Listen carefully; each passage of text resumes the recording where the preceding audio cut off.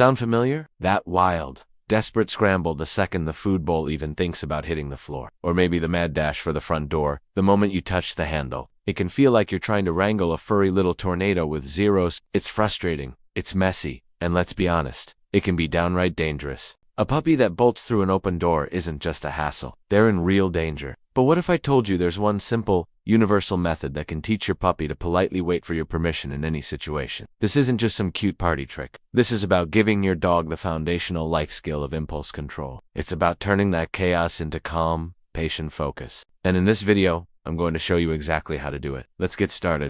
The why, getting the wait command. Before we jump into the how-to, we need to get on the same page about what we're actually teaching. We're going to teach the wait command. Now, a lot of people mix up wait and stay, but they have totally different jobs. Think of stay as the formal freeze-in-place command. When you tell your dog to stay, you're asking them to become a statue. Don't move a muscle. Don't change position until you walk back to them and release them. It's pretty rigid. Wait, on the other hand, is much more casual. It's a temporary pause. You're basically saying, hey, hang on a second, don't cross this line until I give you the green light. They don't have to be frozen, they just need to stop moving forward and check in with you. This difference is everything, because wait is your everyday go-to tool for managing life with a dog. From mealtimes to street crossings, it's the key to building amazing impulse control. The foundation wait at the food bowl. The absolute best place to start teaching wait is at the food bowl. Why? Because you've got at least 2 guaranteed training sessions every day. And for a food-crazed puppy, this is the ultimate test of willpower. Here's how we're going to do it, step by step. First, grab your supplies. You just need your puppy's regular meal and a quiet spot, without a lot of distractions. I also recommend having your puppy on a light leash or house line. This isn't for yanking or corrections. It's just there to give you gentle control if your pup decides to wander off.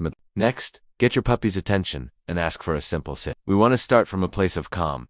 Now, for the magic, hold the food bowl, and in a calm, clear voice, say your cue, wait. You can pair this with a hand signal, like an open palm facing your puppy. Then, start to slowly lower the food bowl. The very instant your puppy's butt lifts off the floor, just say a neutral, oops, and lift the bowl straight back up. No scolding, no pushing them back. The bowl vanishing is the only consequence needed. It clearly says, moving forward makes the good stuff go away. Ask for the sit again, give your wait cue, and repeat. Lower the bowl. If they lunge, the bowl goes up. If they hesitate for even a split second as you lower it a few inches, that's your moment. Mark it with an enthusiastic yes. And you can even give them a single piece of kibble from the bowl to show them they're on the right track. The goal is to be able to place the bowl all the way on the floor while your puppy stays sitting. This will take a lot of tries. Be patient. Your puppy is learning a brand new, brain-bending concept. That waiting, not lunging, is what makes the food appear. Finally, and this is critical, have to use a release word. Once the bowl is on the floor and your puppy is waiting, give them your release cue, like okay or free, in a happy, excited voice. This tells them the wait is over and they're now allowed to eat. This release cue is non-negotiable. It creates a clear beginning and end, so your dog isn't left guessing. Leveling up, wait at the doorway. Once your puppy is nailing the food bowl wait, it's time to take this show on the road. We're moving to a new, more exciting challenge. The doorway. A dog that bolts out the door is a huge safety risk, so this is a non-negotiable skill. The method is exactly the same. We're just swapping the food bowl for the great outdoors. Start with your puppy on a leash for safety. Walk to the door and ask for a sit. Just like before, give your wait cue. Then, slowly reach for the doorknob. If your puppy pops up or lunges, say oops, pull your hand back, and reset. Their movement makes the fun stop. If they hold their sit as you touch the knob, yes, and give them some praise. The reward doesn't always have to be food. Next, try turning the knob. If they wait, awesome. If they move, you stop. The next step is to open the door just a tiny crack.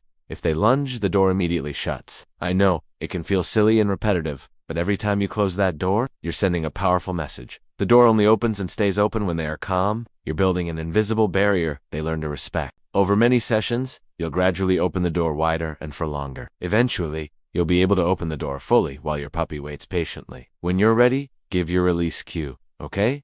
And walk through the door with them. You always lead the way. This teaches your puppy that an open door isn't a it's a doorway you cross together, calmly and safely. The universal application?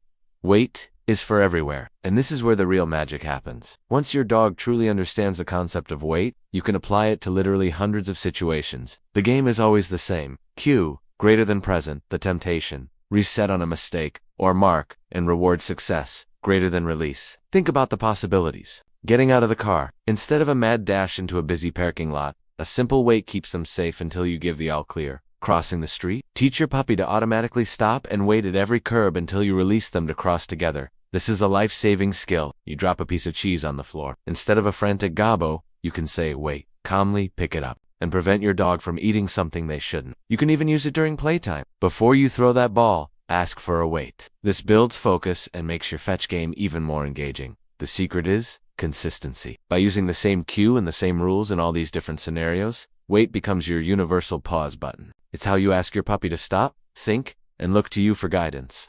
Keys to success and final encouragement. As you're working on this, here are a few things to keep in mind to make sure you both succeed. First, keep your training sessions short and sweet, especially with young pups. A few minutes at each meal and a couple of 5-minute sessions at the door are way better than one long, frustrating marathon. Always try to end on a win. Second, check your own energy. Your puppy is a furry little mirror. If you get frustrated, they'll get stressed. Keep your voice calm, your movements gentle, and the whole vibe positive. Third, don't rush the process. If your puppy keeps failing, it's not their fault. It means you're moving too fast. Just take a step back to the last point where they were successful and build up slowly from there. And finally, please be patient. Every dog learns at a different speed. Impulse control is genuinely hard for a bouncy, curious puppy. But by teaching them to wait, you're not just managing their behavior. You're building a stronger bond based on clear communication. You're giving them the tools to navigate our world safely and calmly.